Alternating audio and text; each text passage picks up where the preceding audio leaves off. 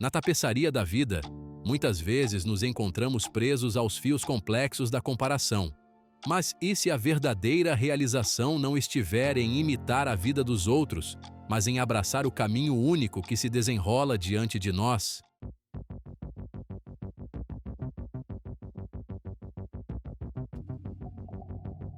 Na era digital de hoje, o jogo da comparação atingiu níveis sem precedentes. As plataformas de mídia social, com seus feeds cuidadosamente elaborados, tornaram-se terreno fértil para a insegurança. É essencial lembrar que as redes sociais não são um reflexo da realidade, mas uma ilusão cuidadosamente construída.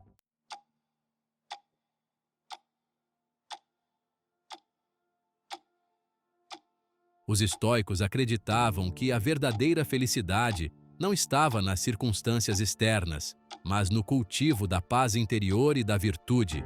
Quando nos comparamos aos outros, entregamos nosso poder, permitindo que a validação externa dite nosso senso de autoestima.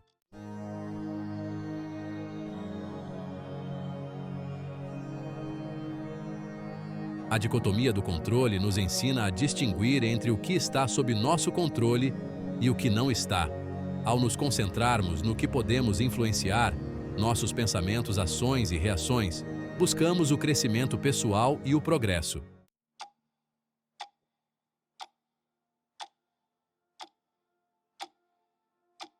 Os estoicos acreditavam que a verdadeira felicidade vem de viver em harmonia com a natureza. Marco Aurélio escreveu: "Tudo o que acontece é suportável ou não. Se for suportável, suporte. Pare de reclamar." A verdadeira liberdade está em abraçar nosso lugar único no cosmos e viver autenticamente.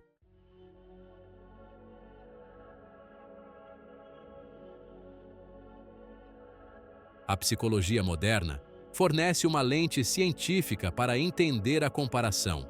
A teoria da comparação social sugere que avaliamos nossas habilidades comparando-nos aos outros. No entanto, a comparação constante pode nos fazer perder de vista nossos pontos fortes e aspirações únicas.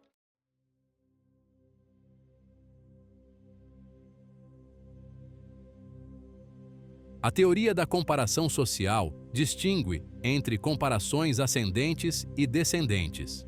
Comparações ascendentes podem nos inspirar, mas também levar à inveja e à insegurança. Comparações descendentes podem aumentar a autoestima, mas podem fomentar a complacência e um sentimento de superioridade.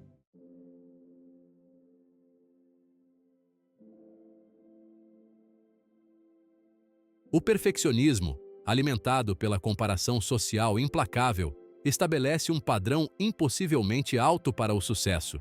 Essa busca pode ter um impacto significativo em nosso bem-estar mental e emocional. Libertar-se exige que abracemos nossas imperfeições e cultivemos a autocompaixão.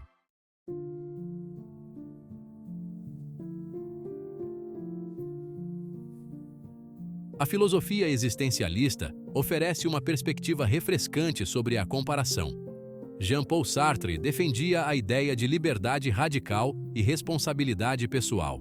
A comparação torna-se uma forma de inautenticidade, terceirizando nossos valores para padrões externos.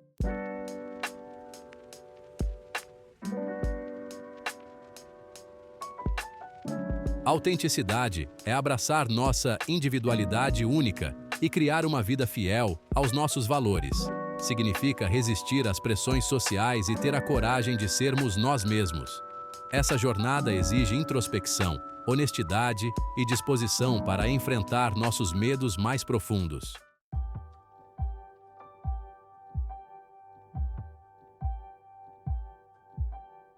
Para nos libertarmos da comparação, devemos cultivar a coragem de sermos nós mesmos. Isso significa silenciar vozes externas e abraçar a autoaceitação e o amor próprio. Nosso senso de autoestima torna-se intrínseco, enraizado no conhecimento de que somos suficientes, exatamente como somos.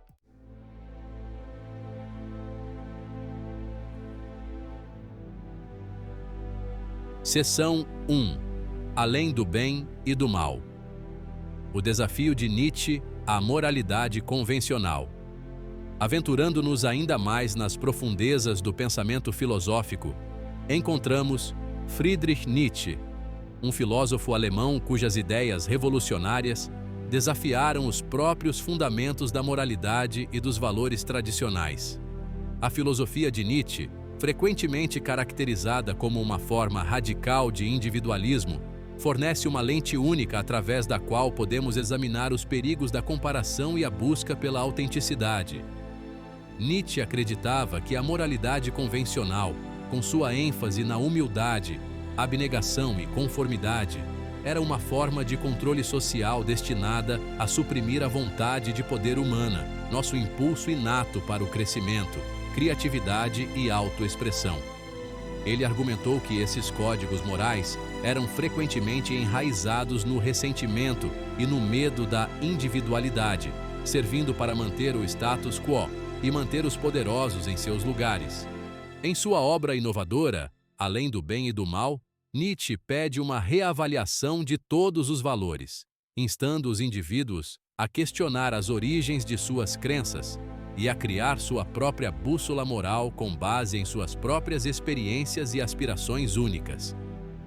Ele rejeita a noção de verdades universais, argumentando que o que é considerado bom ou ruim é subjetivo e dependente do contexto. A filosofia de Nietzsche pode ser inquietante, até mesmo perturbadora, pois desafia crenças profundamente arraigadas sobre o certo e o errado. No entanto, dentro de sua crítica radical à moralidade tradicional, reside uma poderosa mensagem de libertação, um chamado para abraçar nossa individualidade e criar uma vida que seja fiel à nossa própria natureza única.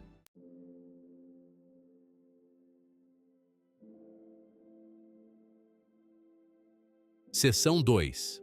A vontade de poder, abraçando nosso impulso inato para o crescimento e autoatualização. Central à filosofia de Nietzsche é o conceito da vontade de poder, que ele acreditava ser a força motriz fundamental por trás de todo o comportamento humano. Essa vontade de poder não é meramente um desejo de dominação sobre os outros, mas sim um impulso mais profundo e abrangente para o crescimento, autoexpressão e realização do próprio potencial. Nietzsche via a vontade de poder como uma força criativa, um desejo de superar obstáculos, expandir seus horizontes e deixar sua marca no mundo. É a força que impulsiona os artistas a criar, os empreendedores a construir e os revolucionários a desafiar o status quo. É a força vital da inovação, criatividade e crescimento pessoal. De uma perspectiva nietzschiana, a comparação se torna problemática quando sufoca nossa vontade de poder, levando-nos a duvidar de nossas próprias habilidades ou a nos conformarmos com as expectativas dos outros.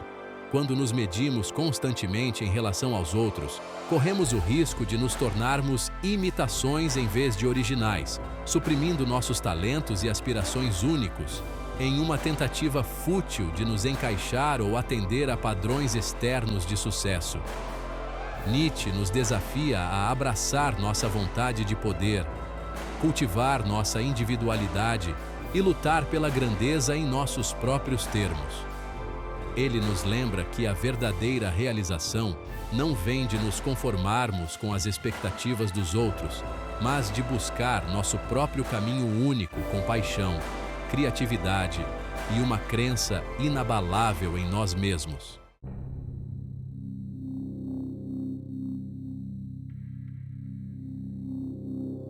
Nietzsche desenvolve ainda mais sua crítica à moralidade convencional, introduzindo os conceitos de moralidade de senhor e moralidade de escravo. A moralidade de senhor, como o nome sugere, é a moralidade dos fortes, dos independentes e dos autoconfiantes. É uma moralidade que valoriza o poder, a criatividade e a autoexpressão. Aqueles que incorporam a moralidade de senhor criam seus próprios valores com base em sua própria bússola interna. Eles não estão presos às opiniões dos outros, nem são movidos pela necessidade de validação externa. Eles se sentem confortáveis com seu próprio poder e não têm medo de se destacar da multidão. A moralidade de escravo, por outro lado, é a moralidade dos fracos, dos ressentidos e dos conformistas. É uma moralidade que valoriza a humildade, a abnegação e a obediência à autoridade. Aqueles que aderem à moralidade de escravo tendem a ser reativos em vez de proativos, muitas vezes se definindo em oposição aos fortes e poderosos. Nietzsche argumenta que a moralidade de escravo, com sua ênfase na autonegação e conformidade, pode sufocar o espírito humano e impedir que os indivíduos atinjam seu pleno potencial. Ele sugere que os valores da moralidade de escravo são frequentemente enraizados no ressentimento e no desejo de derrubar aqueles que são percebidos como superiores. Embora a distinção de Nietzsche entre moralidade de senhor e moralidade de escravo seja, sem dúvida, provocativa e aberta à interpretação, ela oferece uma estrutura valiosa para entender como nossos valores moldam nossas percepções de nós mesmos e dos outros. Ao questionar as origens de nossas crenças e desafiar os valores que herdamos da sociedade, podemos começar a criar um código moral mais autêntico e fortalecedor para nós mesmos.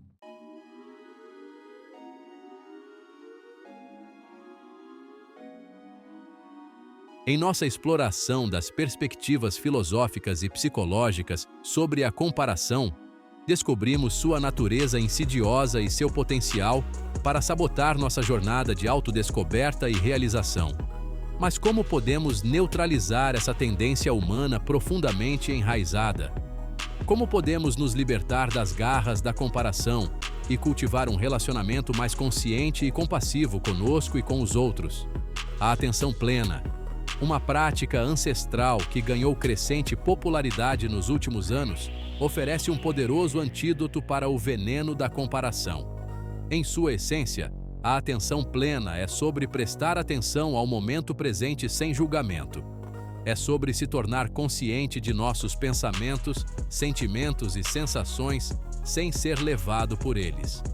Quando praticamos a atenção plena, começamos a notar a conversa incessante da mente, o fluxo constante de julgamentos, avaliações e comparações que colorem nossas percepções. Observamos esses pensamentos sem nos apegar a eles, reconhecendo-os como simplesmente pensamentos, não fatos. Criamos espaço entre nós e nossos pensamentos, permitindo-nos escolher como respondemos, em vez de reagir automaticamente. No contexto da comparação, a atenção plena nos permite observar nossa tendência de nos compararmos aos outros sem sermos pegos na turbulência emocional que frequentemente acompanha tais comparações. Podemos reconhecer sentimentos de inveja, inadequação ou superioridade à medida que surgem, sem deixá-los ditar nosso comportamento ou moldar nosso senso de autoestima.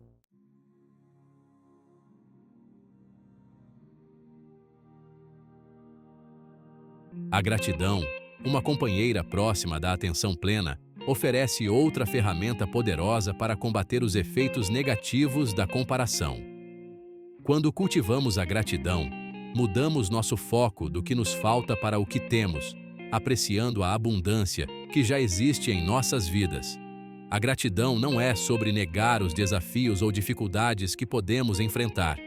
É sobre escolher focar nos aspectos positivos de nossas vidas, não importa quão pequenos ou insignificantes possam parecer. É sobre reconhecer o bem em nós mesmos, nos outros e no mundo ao nosso redor. Pesquisas mostraram que praticar a gratidão pode ter um impacto profundo em nosso bem-estar. Estudos relacionaram a gratidão ao aumento da felicidade, melhora nos relacionamentos, melhor sono e até sistemas imunológicos mais fortes.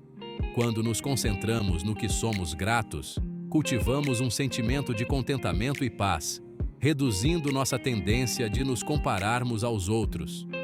Práticas simples de gratidão, como manter um diário de gratidão, expressar apreço aos entes queridos ou simplesmente reservar alguns momentos a cada dia para refletir sobre as coisas boas em nossas vidas, podem fazer uma grande diferença. Ao cultivar a gratidão, treinamos nossas mentes para focar no positivo, desviando nossa atenção da inveja e do descontentamento que frequentemente alimentam o jogo da comparação.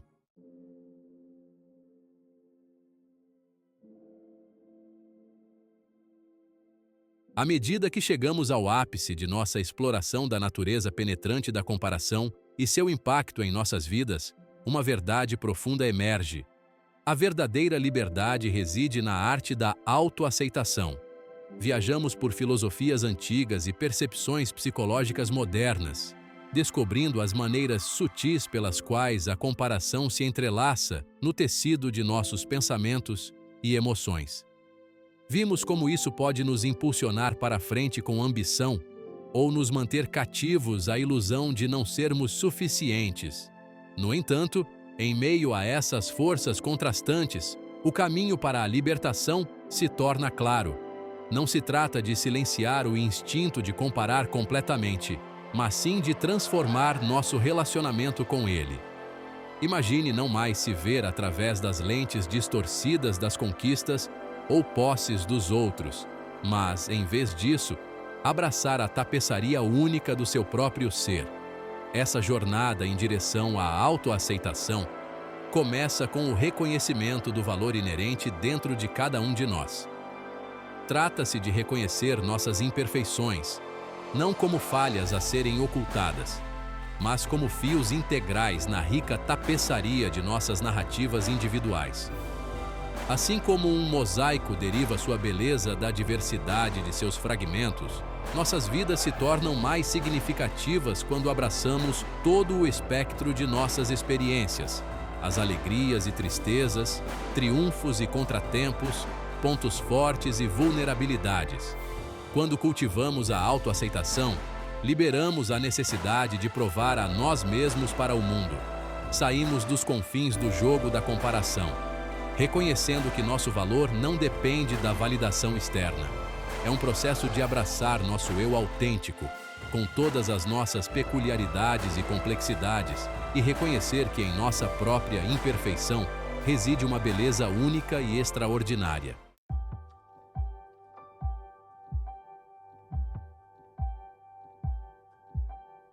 Essa jornada de autodescoberta culmina em um chamado à autenticidade, uma vida vivida em alinhamento com nossos valores e aspirações mais profundos.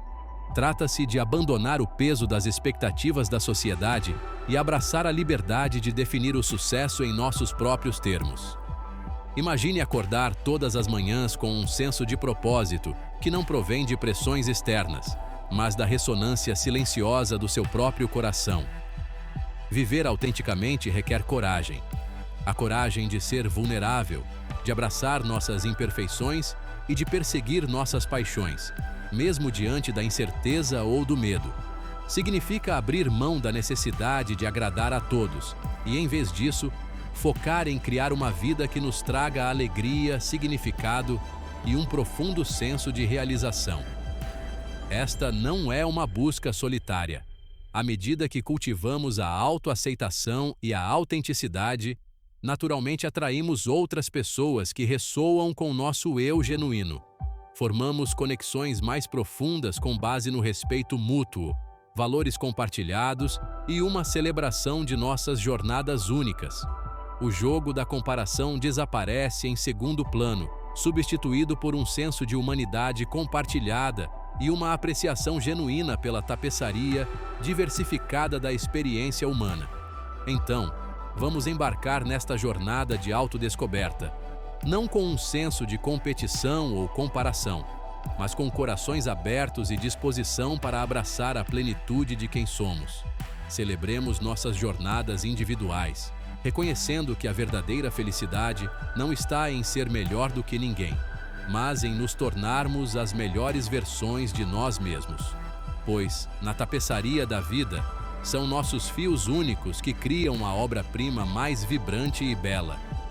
Se você curtiu essas lições estoicas e quer continuar fortalecendo sua mente e sua vida, deixa um like aqui no vídeo. Isso ajuda não só o canal, mas também a espalhar o poder do estoicismo para mais pessoas.